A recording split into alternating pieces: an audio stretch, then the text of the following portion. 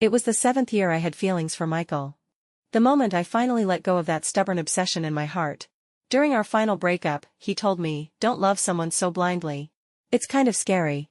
While you're still young, go date a few more people." I smiled and replied, "Sure. I'll give it a try." After we broke up, Michael's life carried on as usual.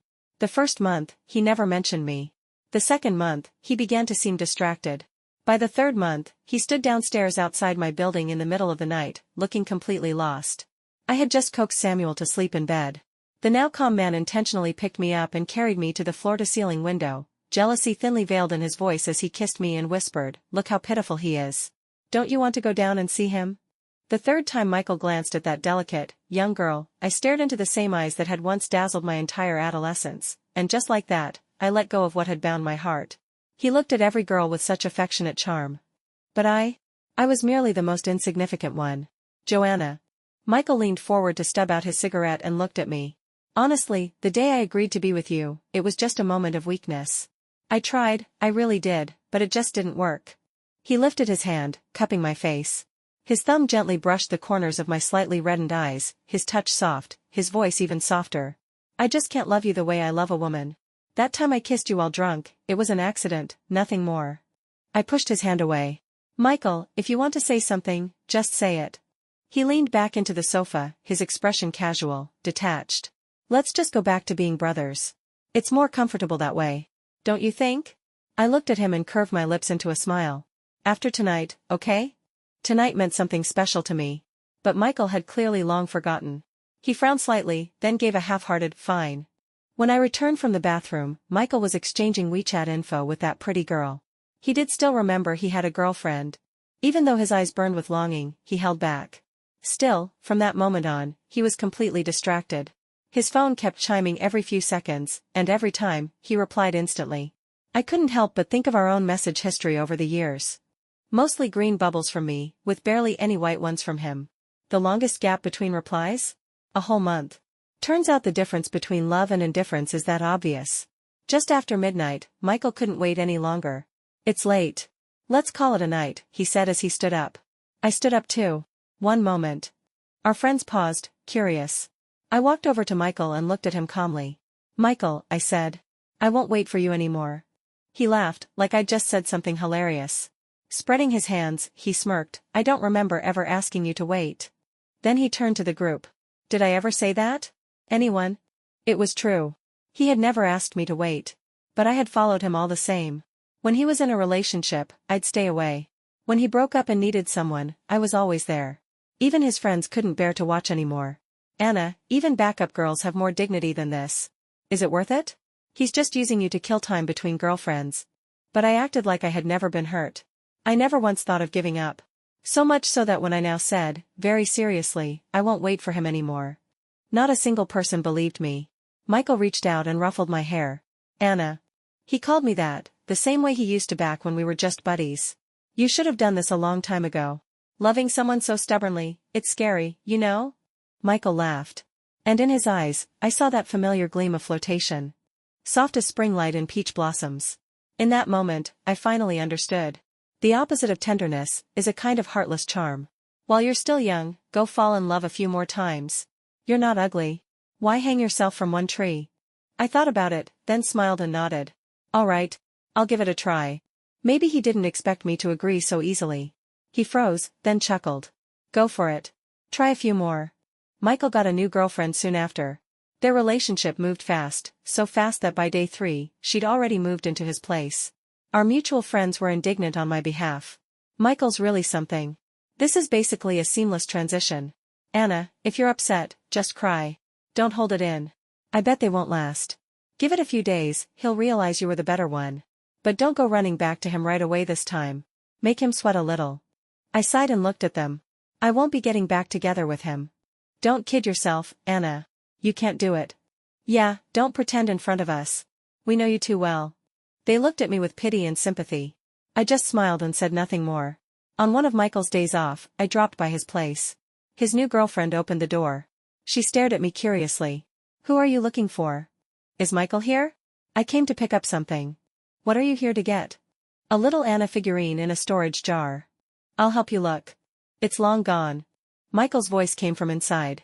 He must have just come downstairs, freshly woken, wearing a robe and looking drowsy. The girl giggled and ran over to him. He casually wrapped his arm around her, kissed her cheek, then glanced at me, half smiling.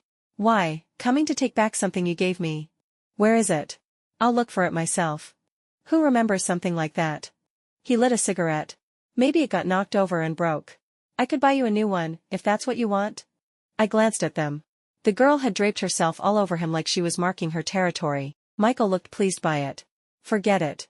It's not worth much. I don't want it anymore. I turned and walked away. Anna. Michael suddenly called out behind me. My steps faltered for a moment, but I didn't stop, nor did I look back. The first month after our breakup, I tried opening myself up to new relationships. A couple of guys were introduced to me, but after brief interactions, both attempts fizzled out. It left me a little discouraged, a little annoyed. In the second month, my best friend dragged me out to unwind. After a small gathering with some high school friends, she took me to a nightclub. The little dress I wore had been forced on me by her. I was tipsy when she pulled me onto the dance floor, and while I stumbled around dancing, she filmed a short video and posted it on her Moments. Our little Anna has grown into a stunning, sexy woman. P.S. Beauty is single, come shoot your shot, boys.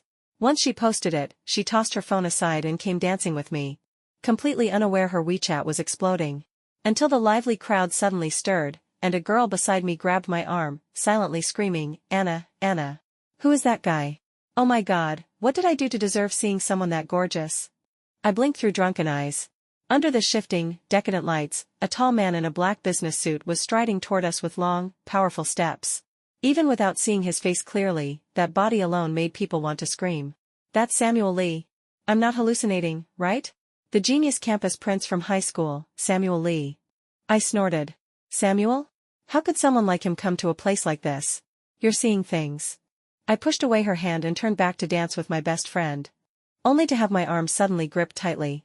Joanna. The alcohol slowed my reaction. I stared blankly at the hand holding me. Beautiful, elegant, the fingers long with sharply defined joints, faint blue veins visible on the back. Stunningly sensual. A sleek, expensive steel watch rested on his slender wrist. My gaze traveled upward, slowly, dazedly, until it landed on that handsome, aristocratic face. I froze. Samuel, it really is you. Come with me. His expression was severe, so severe no one would dare oppose him. He dragged me out of the dance floor. I looked back helplessly at my best friend, but she panicked and hid behind people, not daring to help. Samuel pulled me into a deserted hallway. I had barely regained my balance when he pinned me against the wall. Joanna. He held my face in his hands, and before I could react, he kissed me, decisively, thoroughly.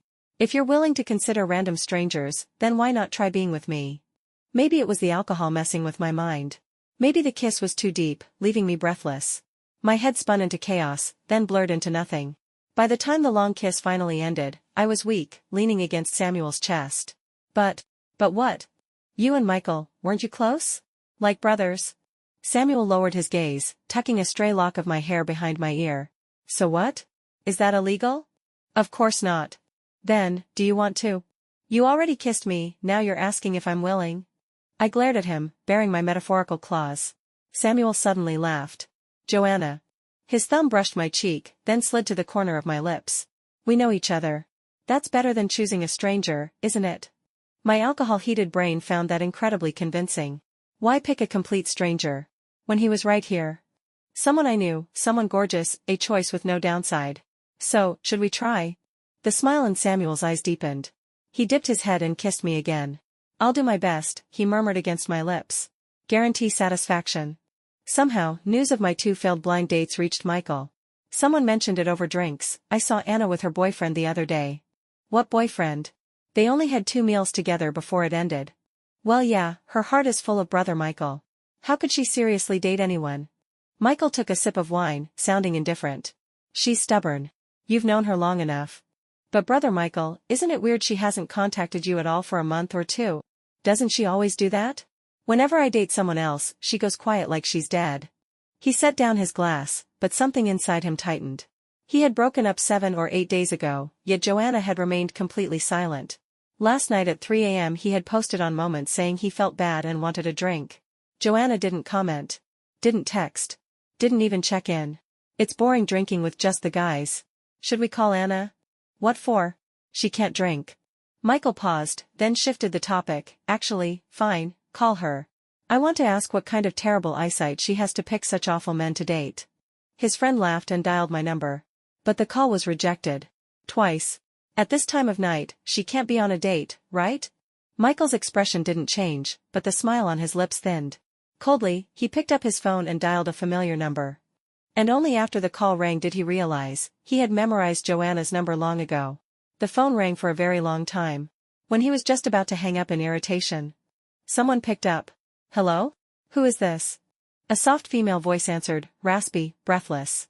Impossible not to imagine things. Michael's face instantly darkened. Joanna. What are you doing? I shot Samuel a wide-eyed glare, lowering my voice. Let go. Now. Samuel didn't speak. His long fingers only tightened around me. Tonight was our fourth date.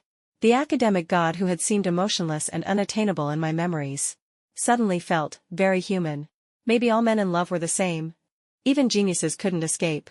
Helpless, I ignored him for the moment, unlocked the door with my fingerprint, and pushed it open. The electronic lock's beep was loud enough for Michael to hear. When he spoke again, his voice had returned to its usual lazy, languid tone. Just got home. I walked inside, with Samuel following closely behind. I held the phone to my ear while fetching him slippers. It's late. Do you need something? You know it's late. Michael gave a low laugh. What, you can stay out until now with those awful blind date guys? Do you need something? I cut him off, bored. Something in Michael seemed to snap. What could I possibly need? I just wanted to check if you were stupid enough to get tricked or taken advantage of. Then he hung up. I stared at my phone for a second, then let out a self-deprecating laugh. To Michael, I had always been useless. But none of that mattered anymore. Like my best friend said. 7 years had passed. Everyone else had moved forward. Even Michael never mentioned the past. Why was I still stuck there? It was time to walk forward too. I put down my phone and handed Samuel the men's slippers. But he didn't take them. Surprised, I looked up at him. Samuel leaned against the door, eyes lowered, a faint, displeased smile on his lips. It took him a long moment to lift his gaze and meet mine seriously. Anna. I don't want to wear something another man has worn. Realization dawned on me. I couldn't help laughing as my lips curled. What are you thinking? They're brand new. No one's worn them. I turned toward the kitchen. What do you want to drink? I'll have whatever you're having. Samuel changed into the slippers and walked into the living room. Only to stop in front of the photo wall. Most of the pictures were group photos from years ago. And in more than half of them, Michael and I stood side by side. I returned to the living room with hot water in my hands, and found Samuel still standing in front of the photo wall. You came at the perfect time. Help me take these photos down. Why take them down? I want to replace them with new ones. Most of these group photos were from high school. Back then, Michael was already tall and handsome, and when he smiled, everyone liked him instantly. Me? I had silly bangs and baby fat. That's how I ended up with the nickname Anna. Samuel didn't say much. He quietly began removing the photos one by one. But there was one he left untouched. Why didn't you take this one down? Curious, I walked over for a closer look. And then I understood. It wasn't a photo of me and Michael. It was a photo where Samuel had accidentally walked into the frame. Back in our school days, this was the one and only picture Samuel and I were both in. Purely by coincidence. In the photo, he wore a white and blue short-sleeved school uniform with matching pants. He was walking past quickly, wind lifting the hair on his forehead, revealing a youthful face still tinged with innocence. That was him, 7 years ago, during our final year of high school. And now, 7 years later, he was standing right in front of me. I nudged him toward the photo. Stand next to it. I want to see how much you've changed. Samuel stood there without moving, silently indulging me. Your nose looks taller now, your features are sharper, you're definitely more handsome. Taller, stronger, more masculine. I hadn't finished when Samuel suddenly leaned down and kissed me. Anna. He cupped my face gently, brushing away the strands of hair near my temples. His eyes locked on mine, and then he smiled softly. Leaning down again, he murmured, Anna. His Adam's apple bobbing visibly with emotion. This kiss wasn't like the ones before. It was no longer patient and tender. It deepened, became intense, so intense I could barely take it. Samuel? In between breaths, I tried to ask what was going on. But Samuel lifted his hand and gently covered my eyes. Don't look at me, Anna. Why not? If you keep looking, I won't be able to leave tonight. He said it with a smile. But in his eyes was a sorrow so raw it nearly shattered me. He pulled me into a tight embrace, so tight it felt like he wanted to merge me into his bones and blood. I didn't understand why he suddenly became like this. But seeing him sad for even a second made something deep in my chest ache. His palm was warm and dry, resting gently against my eyelid. And for some reason, tears began to fall. "Don't cry." Samuel sounded flustered. He wiped the corners of my eyes carefully. But even though I was the one crying, his eyes were turning red. "Samuel, why are you sad?"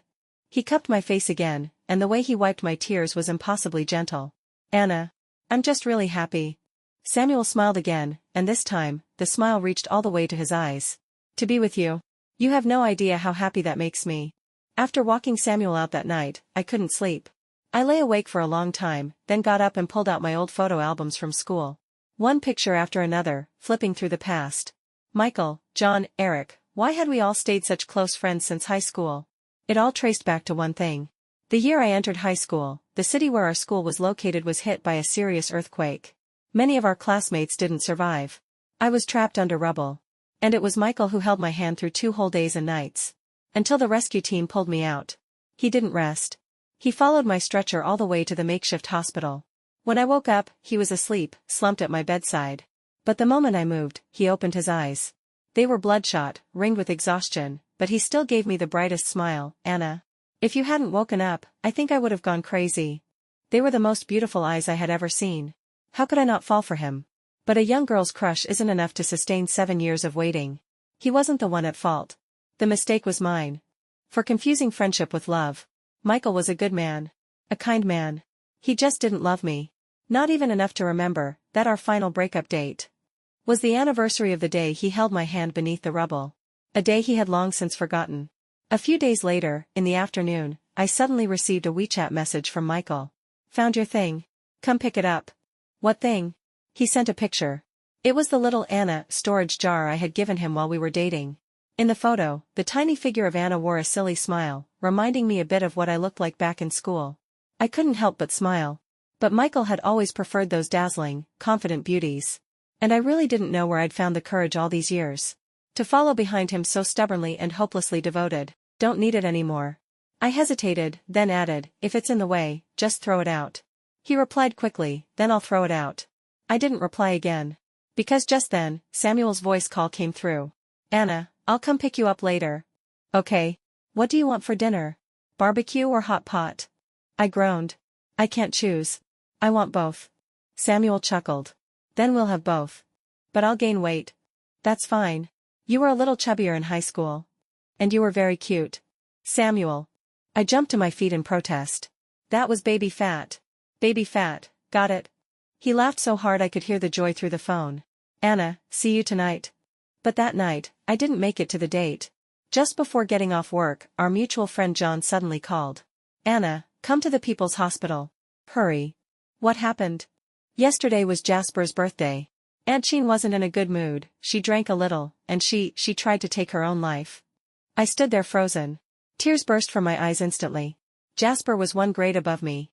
We had known each other since kindergarten, closer than real siblings. On the day of the earthquake, he didn't make it out. "Anna? Anna, are you listening?" "I know. I'm coming now." I wiped my tears in a hurry, hailed a car, and rushed to the hospital. When I arrived, Michael and the others were already there. "How is Aunt Jean?" I ran up anxiously. "She's okay. They got to her in time." John patted my shoulder. "Don't worry. She'll pull through." I exhaled in relief and slowly sat down. Michael stood off to the side, never looking at me, never speaking. And I was the same. When Aunt Jean was finally pushed out of the operating room, the sky outside was completely dark. Only then did I remember Samuel had said he would come pick me up after work. I pulled out my phone in a rush. Several missed calls, all from Samuel. I immediately called back. He answered quickly. "Anna, where are you?" "I'm at the hospital." "I'm sorry, Samuel, I forgot to tell you." "Are you hurt somewhere?" "No, not me. It's an aunt I'm close to." Before I could finish, Michael suddenly walked over. "Anna, Aunt Jean is awake. Let's go see her." "I'm coming," I replied instinctively. Michael smiled, ruffling my hair. "Hurry, we're all waiting for you." I stepped back to avoid his touch. Michael's brows lifted slightly, and the smile on his lips slowly faded. And on the other end of my call. At some point, Samuel had hung up. A strange anxiety grew wildly inside my chest. Suddenly, for no clear reason, I remembered that night in my apartment. The shattered emotions in Samuel's eyes as he looked at me. A sharp ache bloomed quietly in my heart. But John called me again. Anna, Aunt Jean is asking for you. So I swallowed my emotions and went in. Jasper and I had grown up together. I was practically a fixture in the Jean household. Aunt Jean treated me like half a daughter. After Jasper died, every time she saw me, she would hold my hand and talk for a long, long while. Anna. Aunt Jean lay weakly on the bed. Her gaze swept across all of us, but finally settled on my face. And yet, it felt like she was looking through me, searching for Jasper's shadow. If Jasper were still here, he'd be working just like you. My eyes stung, but I forced back the tears. Auntie, you're all at the age to discuss marriage now. Her eyes turned red. Anna, when will you and Michael get married? Auntie will give you a big red envelope. I opened my mouth to shake my head, but Michael suddenly took my hand. Auntie, when Anna and I get married, you'll be the very first to know. He looked at me. Right, Anna? I tried to pull my hand back, tried to shake my head. But Aunt Jean was already smiling with relief. Good, that's wonderful. Jasper used to say he wanted to be your best man someday. Jasper had always protected me, treated me like a little sister, said I was stubborn and too easily hurt. Michael, you must treat her well. Cherish her. Otherwise, if Jasper knew in heaven, he'd be so worried. Don't worry, Auntie, Michael said. I'll treat Anna well. If I bully her, you can hit me hard. He held my hand tightly. I knew he was only trying to make Aunt Jean feel better. But he acted the part too convincingly. My tears had already started to fall, not for Michael, but for the purest friendship of my life. If only Jasper were still alive. He would never have let me be someone who suffered silently. I refused Michael's offer to drive me home. But while I waited on the curb for a taxi, Michael insisted on waiting with me. Don't think too much, he said lightly. I just worry about you taking a cab alone at night. What if the driver turns out to be a creep, kidnaps you or worse? I looked at him once and spoke softly. Michael. He stood there in the deep night, his eyes still as gentle as a night breeze. My boyfriend is picking me up. Don't worry. I'll be fine. Michael gave a slow smile. When did you get a boyfriend? Another blind date. Not from a blind date, I cut him off. He's my senior from school. Someone I know well. The smile froze on Michael's lips. A moment later, he smirked lazily. So it's serious? All right. When should I prepare for your wedding banquet? I lifted my head and looked at him.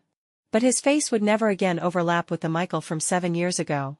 A taxi pulled up. Michael, I'm leaving. I waved and stepped off the curb toward the car. Anna. I think he called out to me. But I didn't turn back. His voice was carried away by the night wind. When I arrived downstairs at Samuel's building, I called him. Samuel, I'm downstairs. He came down quickly. But he looked terrible. The smell of alcohol clung to him, and he could barely walk straight. I rushed forward to steady him. Why did you drink so much? Samuel didn't speak. He just looked at me, unblinking, intense. Samuel. Anna, it really is you. He suddenly smiled and pulled me into a tight embrace. So tight I could hardly breathe. I thought you'd never come to find me again. His voice was hoarse. He lowered his forehead to mine, whispering. Anna, kiss me. Please. The light in his eyes was shattered. Even sadder than the night in my apartment. I couldn't refuse. In fact, I kissed him more than once. Until finally. He pressed me gently into the shadow beneath the trees, his kiss deep and urgent, and I felt myself melting in his arms. Anna. Samuel's breath was messy and hot against mine. His voice trembled. This time? I don't want to miss you again. Let's get married, okay? I was so breathless, so oxygen-deprived from his kisses, that I agreed without thinking. What I forgot to ask was what exactly he meant. By this time, I don't want to miss you again. The next morning, Samuel and I went to register our marriage. That very night, he naturally stayed over at my place. But because Samuel had been so well known back in school, and because it had only been 3 months since my breakup with Michael, I couldn't imagine how big of a stir it would cause if people found out we got married. So I begged Samuel not to make it public for now. I hadn't figured out how to tell my family and closest friends yet. I told him everything that had happened at the hospital, explained it all carefully, and sincerely apologized. Samuel had lived through that time too, so of course he understood. I know how close you were to them, he said. It was right for you to visit his mom. I shouldn't have hung up on you. Samuel was never the petty type, and he was good at self-reflection. I'm sorry, he said. But when I heard him say your name, he didn't finish the sentence, but I knew what he meant. Everyone who knew us, even just a little, knew how deeply I had liked Michael all these years. So stubbornly. It was normal for Samuel to care about that.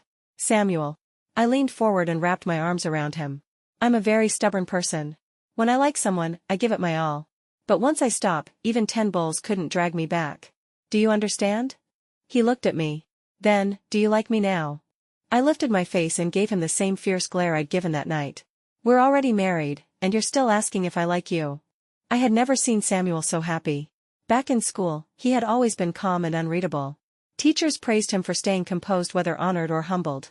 Girls used to whisper about him, saying he was like the lotus in classical poems. Beautiful, but untouchable. But now this same Samuel was immersed in the mess of human emotion, consumed by desire. And I liked this version of him. Liked the way he laced his fingers tightly with mine, and sank with me into a sea of longing. Liked the way his passion burned through his restraint, how his voice rasped with my name in the heights of intimacy, how his suppressed moans became desperately hoarse. I loved that every reaction of his was because of me. Only me. Does it hurt? Samuel kissed my forehead. It was the first time for both of us. So in the beginning, it wasn't just painful for me, he looked uncomfortable too. I shook my head. I'm thirsty. Samuel immediately got out of bed.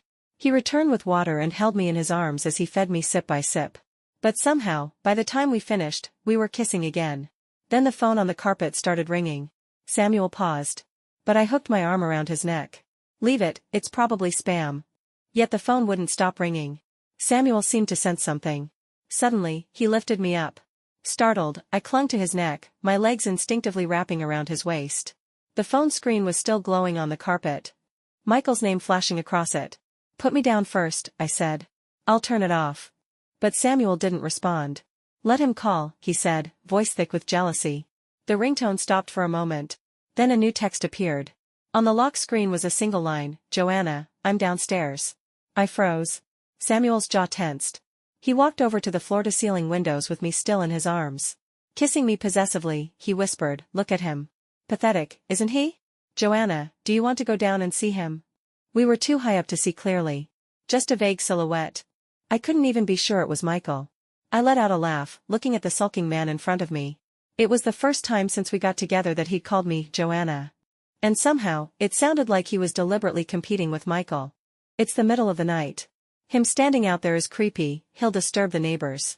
Maybe I should go down and talk to him. But before I could finish the sentence, Samuel suddenly pressed me against the glass, hard. He grabbed my waist and thrust into me, deep and heavy. A moan slipped from my lips. Only to be swallowed by a demanding kiss. Samuel. I called his name in a breathless whimper, fingertips dragging foggy lines down the window pane. The night was late. But far from over. After that night, Michael never called again. Word was, he had a new girlfriend. A college freshman, young, sweet, practically glowing. Michael adored her. Took her everywhere with him. Even planned a proposal, his first serious one ever. The news spread like wildfire. So many friends called or messaged me. Even John couldn't help it. Anna, Michael's proposing tonight. He's at that age. It's good that he's settling down. As we talked, I was also replying to Samuel's texts.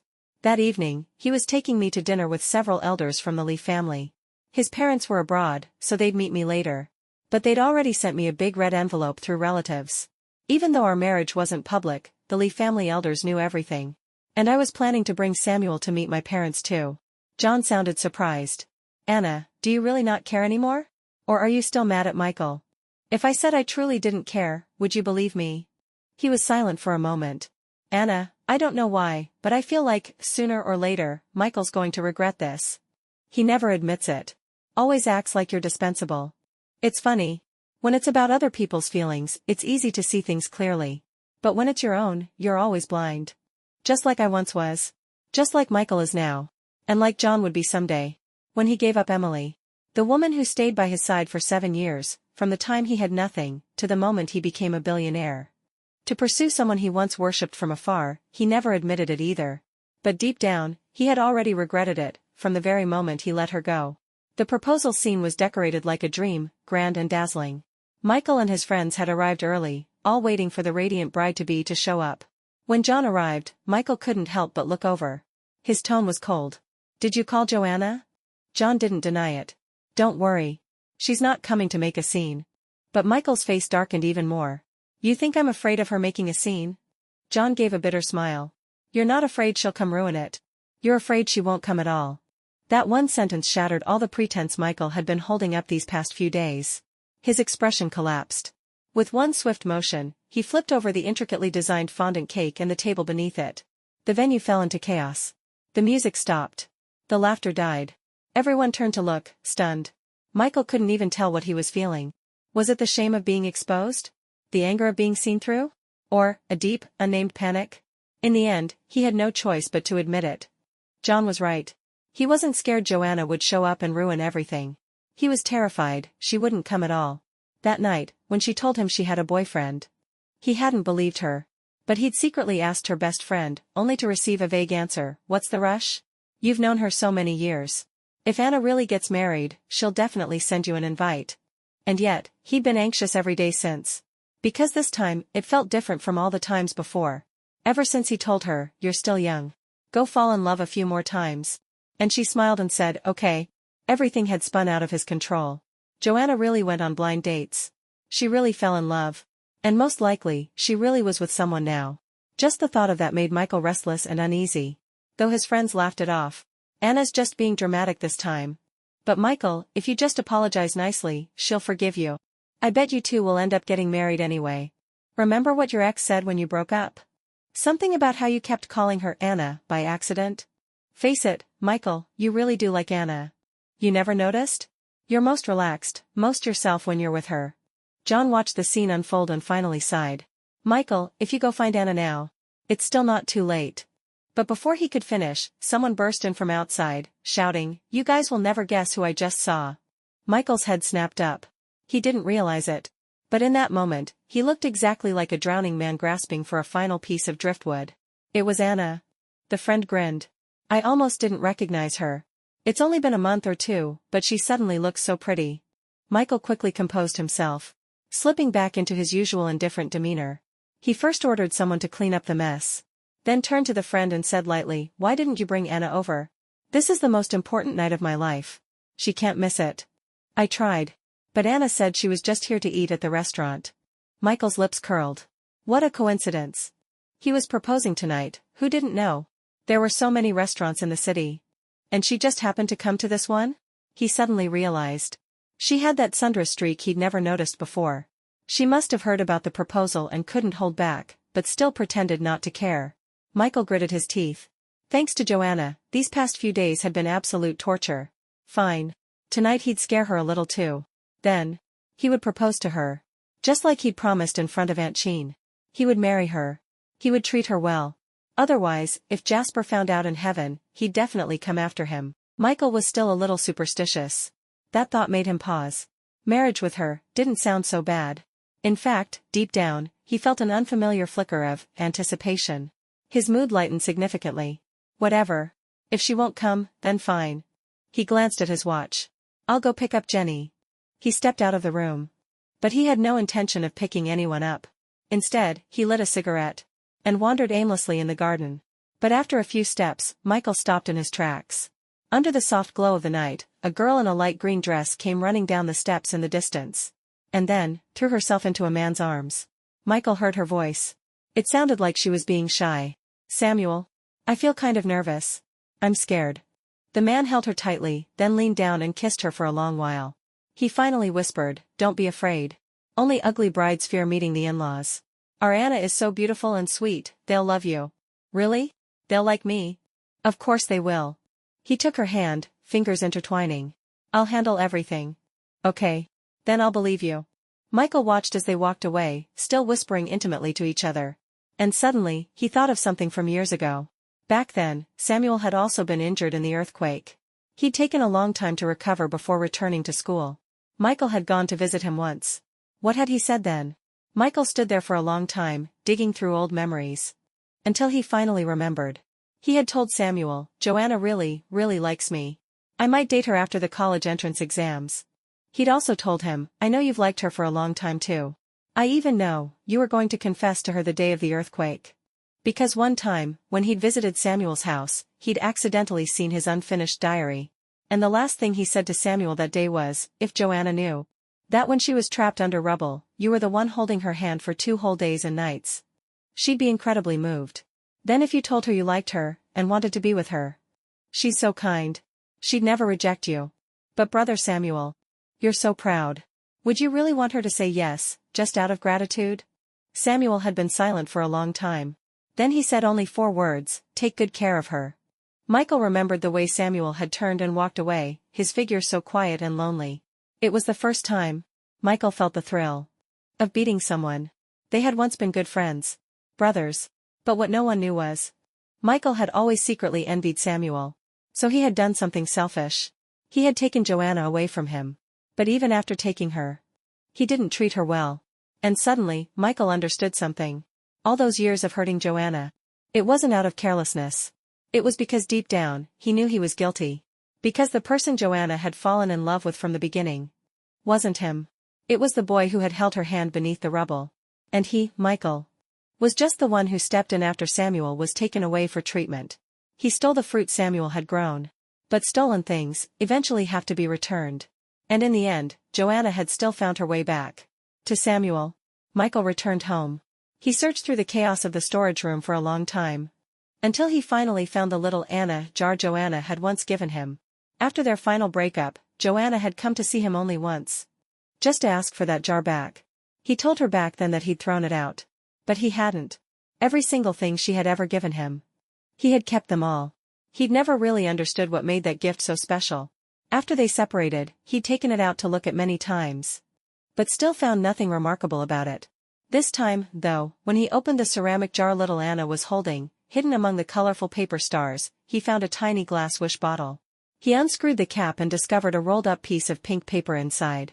Holding that little scroll in his hand, his breath hitched. He carefully unrolled it. There were 2 lines of delicate handwriting, forgiveness coupon. Presenting this grants Michael 1 unconditional forgiveness from Anna. P.S. only valid within 3 days after the breakup. The word unconditional had been written over several times, darkened, underlined, like she'd meant it with all her heart. Michael stared at that small slip of paper. Stared at the handwriting so familiar it felt engraved into his soul. His hands began to tremble. A sharp sting rose behind his eyes. And then, scalding tears fell onto the pink paper, blurring the ink until the words were no longer clear. On the day Samuel and I got married, many of our old classmates and friends came to the wedding. But Michael didn't. He sent his red envelope and gift through John. After the ceremony, when I opened the presents, I saw the little Anna figure inside. But this time, the tray in her hands held no folded paper stars. Only a very old glass bottle. Just as I opened it, Samuel came over. What are you looking at? Just unwrapping gifts. Who's it from? Michael. Samuel's expression didn't change. But he sat down beside me and didn't leave. I couldn't help but laugh. Wanna open it with me? Samuel shot me a look full of quiet resentment. On our wedding night, you want your current husband to help you unwrap your ex's gift? I cupped his face and kissed him. No secrets. Only when everything's out in the open can the heart be clean. Still a little jealous, Samuel muttered, let me do it. He reached for the bottle, opened it, and pulled out a rolled-up note. When he unrolled it, the handwriting was instantly recognizable. Anna, do you know why I could never remember that date? Because the one who held your hand in the rubble and never let go was Samuel. Anna, I'm sorry. I wish you both happiness.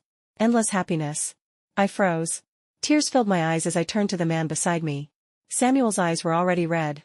Anna. He called my name, his voice choked. I threw my arms around him, holding him tightly. And suddenly, I understood why he had looked so heartbroken that night at my place, staring at our high school photos. I understood why. When I came to find him after the hospital visit, he had been so drunk. Why he had said he didn't want to miss his chance again. Why didn't you tell me, Samuel? Why didn't you say anything? I was crying so hard I could barely speak. Because I didn't want you to be with me just because you felt moved. Back then, the whole world knew how much Joanna loved Michael. Loved him beyond reason. After finishing his final year of high school, Samuel had gone abroad. Deliberately distancing himself from everything and everyone from the past. When he returned years later, he couldn't help but ask around about Joanna, just once.